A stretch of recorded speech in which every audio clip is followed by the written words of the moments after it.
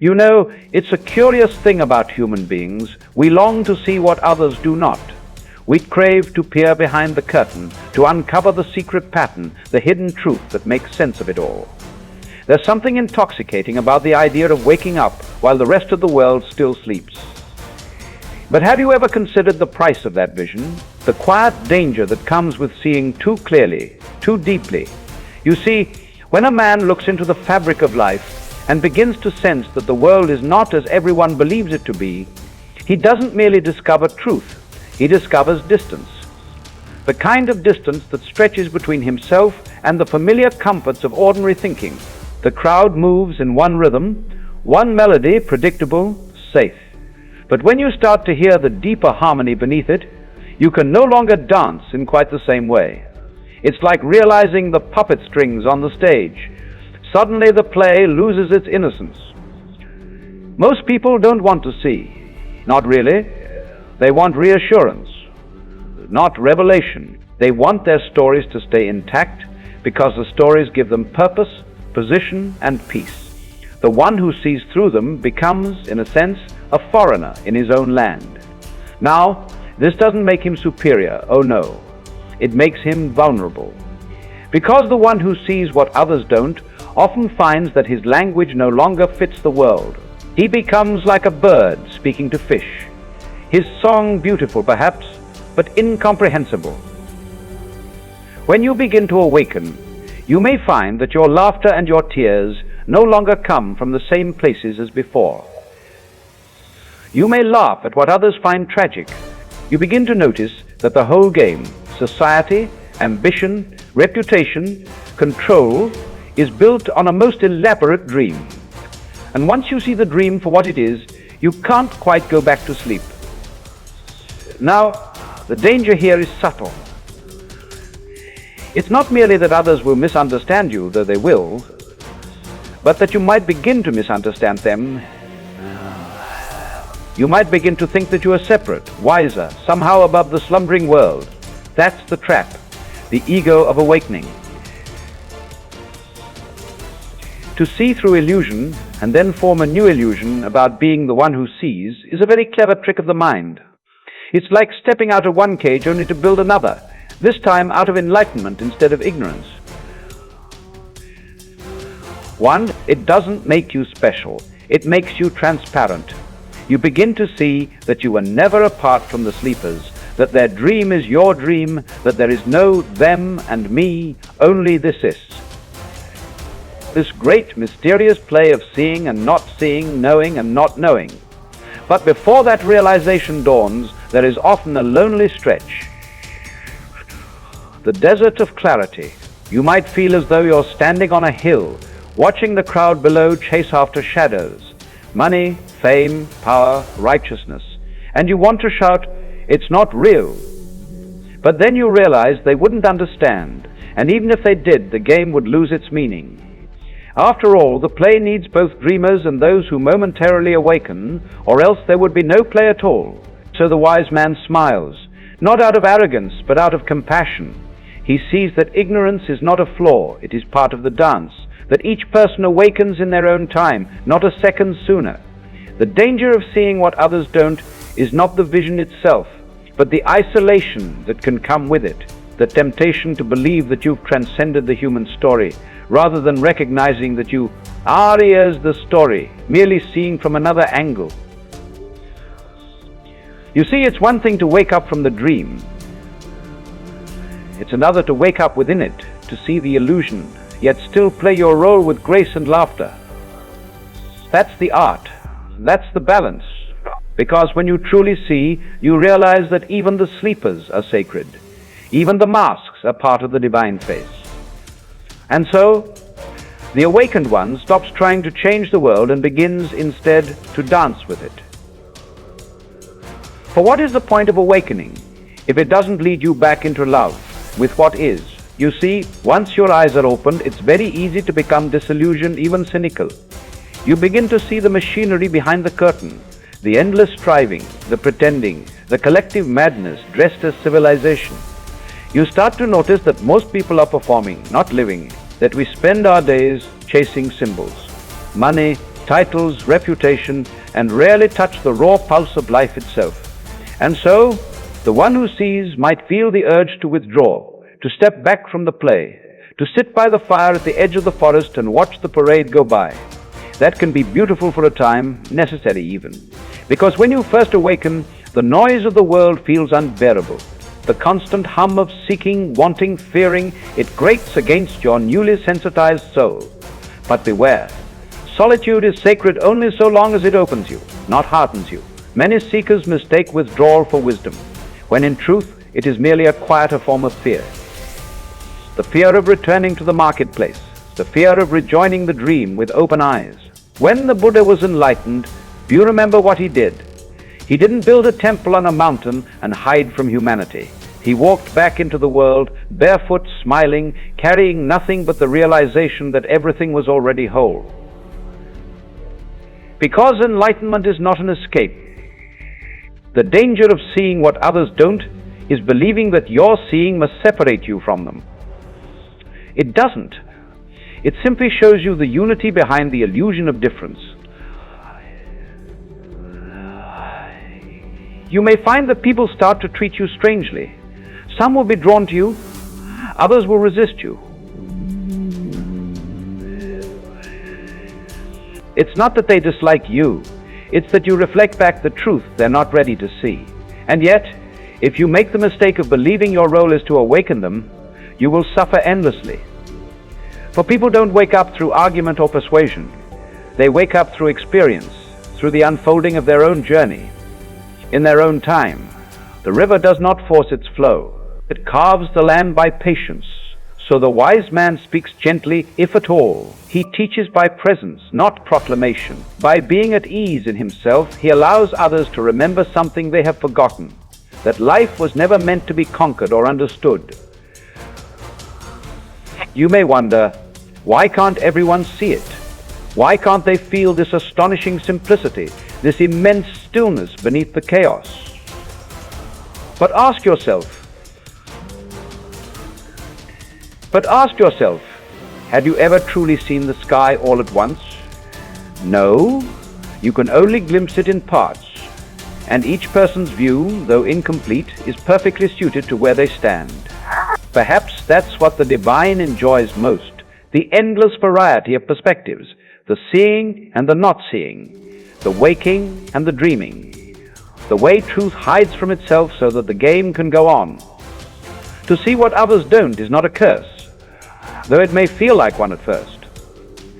It's a responsibility to carry clarity without arrogance, vision without judgment, vision without judgment. And that's no easy task, because clarity strips away comfort. When you see the impermanence of all things, the way love, beauty, and life itself rise and fall like waves, your heart can ache with the weight of it. You begin to understand why most people prefer illusion. It's softer, kinder, safer. But remember, the heart that breaks open does not shatter. When you see deeply, you suffer more, but you also love more, because the more clearly you see the transience of life, the more sacred every moment becomes. The laughter of a friend, the warmth of sunlight on your skin, even the pain of loss, all of it shines with the same divine brilliance. So do not let your vision turn to bitterness. Let it turn to compassion. You see, there's a great tenderness in understanding that most people are doing their best to navigate the dream. They cling to beliefs and identities not because they are foolish, but because they are afraid. And who among us hasn't been afraid? Who hasn't held on to the familiar even when it hurt? To see what others don't is to know that the dreamer and the dream are not separate, and therefore compassion is the natural fragrance of awakening. The danger, my friend, is not in seeing. The danger is in forgetting that what you see includes everything, even those who cannot yet see it.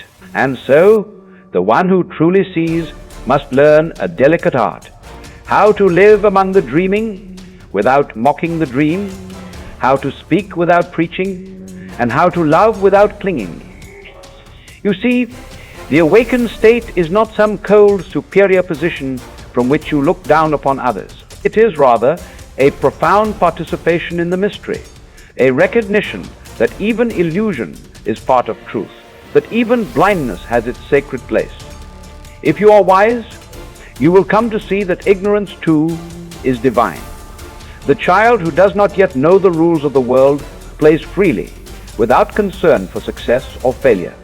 Likewise, those who are still caught in the game of ambition and control are simply playing their necessary part in the unfolding drama of existence.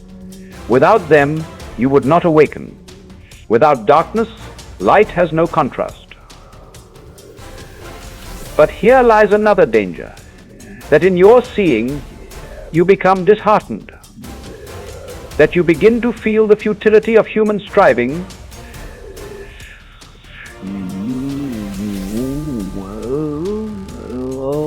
That's a tricky one. Because when you see that everything, all the struggles, the wars, the loves, the heartbreaks, are momentary ripples in the great ocean of being, it can make you wonder, what's the point of it all? The mind whispers, if it all passes, then why care? But that whisper is not wisdom, it's fatigue. The fatigue of a heart that hasn't yet learned to dance in both the seeing and the not seeing. You see, to awaken is not to step outside of life, but to realize that life has no outside. You can't escape the play because you are the play. The actor and the audience, the laughter and the tears, the seer and the seen, all of it is one motion, one dance of infinite forms arising and dissolving. Once you glimpse this, there's no longer a need for despair, because even the futility has purpose. Even the absurdity has music in it.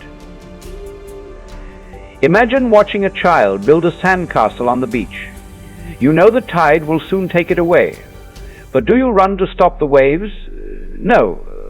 You smile, because you see that the beauty was never in the permanence. It was in the creation itself. In the same way, when you truly see, you begin to live without clutching. You act, you love, you create, you give, but you do not demand that anything remain. That is freedom. And that freedom can look, from the outside, like indifference. But it's not indifference. It's deep acceptance. It's knowing that you are part of something far too vast to control and far too beautiful to resist. But beware again, my friend, for the moment you begin to feel comfortable in that understanding, the ego may creep back in through the side door. It may whisper, now I understand life. I've transcended the ignorance of others.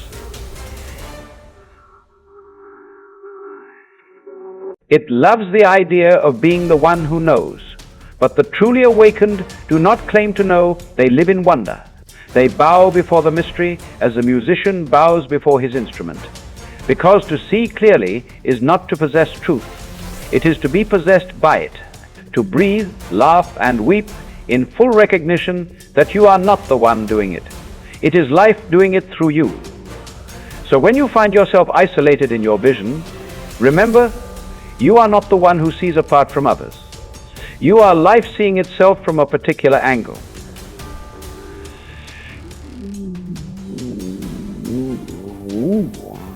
And if that realization brings loneliness, let it. Loneliness, too, is sacred. It is the echo of the one remembering its unity through the illusion of separation. Even the ache of being misunderstood, even the longing to share what cannot be spoken. These are the ripples of love expanding beyond the limits of the personal self. So, do not curse the distance between you and others. Let it be the silence in which compassion grows. Let it be the space where understanding matures into wisdom. Because the moment you stop trying to bridge that distance, you may find that it never really existed. In the deepest seeing, there are no others. There is only the one looking back at itself through countless eyes, some open, some closed, all dreaming the same infinite dream. You see, when the one looks through your eyes, it forgets for a while that it is one. It plays at being you, your name, your past, your hopes and fears. And it does the same with everyone else. That's the divine mischief of existence. God pretending not to be God, the universe hiding from itself just long enough to enjoy the game. So when you see what others don't, what has really happened is that the universe through you has momentarily caught a glimpse of its own reflection. But the danger is thinking. You are the one who saw. Because the moment you claim ownership of vision, it fades. The moment you say, I understand, you no longer do. Awakening is like trying to hold water in your hands. The tighter you grasp, the faster it slips through your fingers. So the wise do not cling to insight. They let it flow through them as effortlessly as a river moves downstream. They know that truth, once solidified, becomes dogma, and dogma is simply another dream disguised as certainty. That's why, throughout history, those who truly see rarely form systems or doctrines. They laugh too much for that. Their vision is fluid, alive, more like music than mathematics. Now, this can be frightening because the human mind loves security. It wants to know, to pin things down, to build a shelter of beliefs against the great unknown. But the awakened one stands in the open, without umbrella or armor, letting the rain fall freely. And that openness, that willingness to live without walls, is what frightens others most. You may notice it when you speak. People might smile politely, then quickly change the subject. You might sense that your presence unsettles them, not because you threaten them directly, but because something about your being invites them to question their own. That's the quiet cost of seeing, the subtle loneliness of existing in a frequency others do not yet hear. But remember this, the purpose of vision is not to escape into some rarefied state of spiritual superiority. It's to bring a deeper gentleness into the world, to walk among the sleeping with compassion, not condescension. Because to see what others don't is to hold a mirror, not a sword. You are not here to convert, convince or correct. You are here to illuminate gently, wordlessly by your being.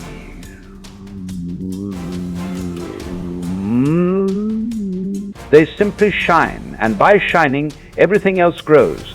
So too must you. If you've truly seen through illusion, you don't stand apart from it. You let it dance through you. You become like the actor who knows it's a play, yet performs with full passion and sincerity. Because the play is not less beautiful for being make-believe, it's more beautiful precisely because it is fleeting.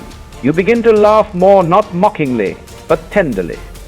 You start to see the comedy in human seriousness, the irony in our endless attempts to capture the ungraspable. And your laughter, if it's real, will not separate you from the world. For the awakened laughter is not born of distance, but of recognition. The recognition that even our confusion, our chaos, our madness, are all part of the same cosmic joke. The danger of seeing what others don't is believing that the joke has an audience.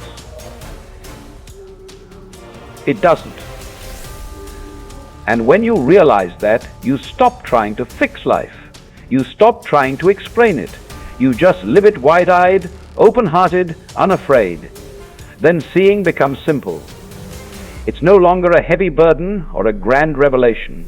It's the natural state of a mind that has stopped trying to control what it perceives. You begin to see through not just the illusions of others, but your own. And that's when the seeing matures into wisdom.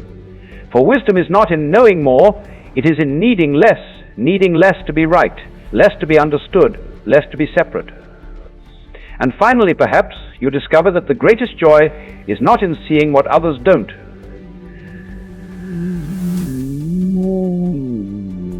That the seer, the seen, and the unseen are all one flowing movement, one eternal happening, one cosmic game of hide-and-seek, where the point is not to find, but to play.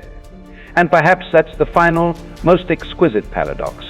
The one who sees what others don't eventually discovers that there was never anything hidden. There was never a secret to uncover, no deeper truth waiting at the bottom of the sea. Life was always in plain sight. We simply looked elsewhere. We were so busy searching for meaning that we overlooked the miracle of being. To see deeply is to realize that there is no behind the scenes. The curtain was never closed. The divine has always been performing out in the open, as this breath, this sound, this passing moment. It's like listening to a symphony and suddenly realizing that you were the music all along, that your hearing, your heartbeat, the very rhythm of your being were all part of the same composition. And when that strikes you, truly strikes you, there's nothing left to attain. The quest ends not in triumph, but in laughter. The laughter of the child who realizes the magician's trick was never real, yet marvels at it all the same. The laughter of the universe laughing at its own clever disguise. Now, when this dawns on you, something remarkable happens. You no longer walk around saying, "I see what others don't." You stop trying to wake the world. You let it sleep. You let it dream, and you love it for dreaming. The awakened person becomes ordinary. Beautifully, humbly, fully ordinary. They chop wood and carry water. They love, lose, weep, and laugh like anyone else, but without the tightness of trying to make sense of it all, because there's nothing to make sense of. The dance doesn't have a reason. It simply is. And if you can live like that, free of the need to justify, defend, or explain your existence, then you've truly seen.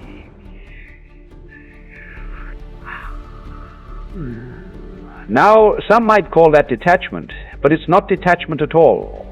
It's intimacy. You are so close to life that there's no distance left between you and it.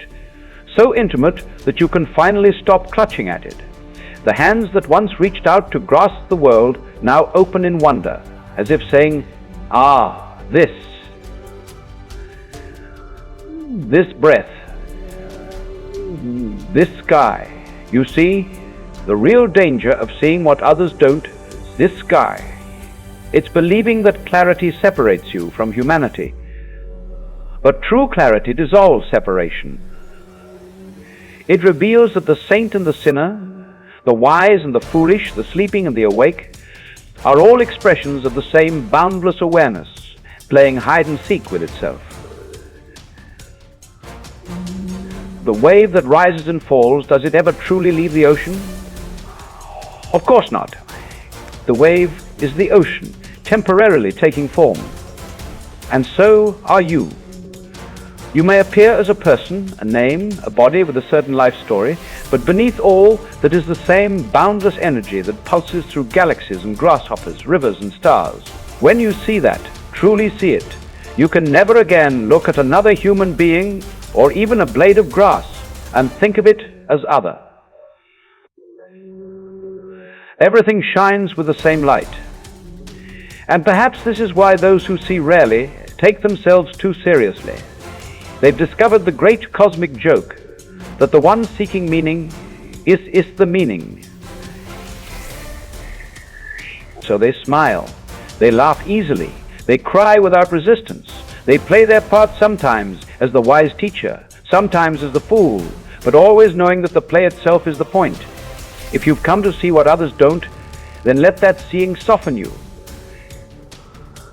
Let it make you kinder, gentler, less certain, because the more clearly you see, the more you realize that life doesn't need your correction. It needs your participation. To live is to dance, not to understand the dance, not to judge its rhythm, but to move with it, however it moves you. So when others ask you, what is the meaning of life? Perhaps you'll just smile and say, to be alive. To be alive, aware, open, moving with the flow, laughing at the folly, crying at the beauty, knowing that both are one and the same. And when you really see that, you'll stop needing to see what others don't, because you'll understand that everyone, in their own way, already does. Some see through laughter, some through loss, some through the slow passage of time. All are seeing, all are waking, all are playing their part in this unfathomable cosmic improvisation we call life. So don't be afraid to see, But don't be proud of it either. Let your seeing be like the wind, invisible, yet felt by all. Let it move you, humble you, dissolve you, and then when someone asks what you've discovered on this strange path, perhaps you'll answer softly with a twinkle in your eye, I found nothing at all, and it was everything.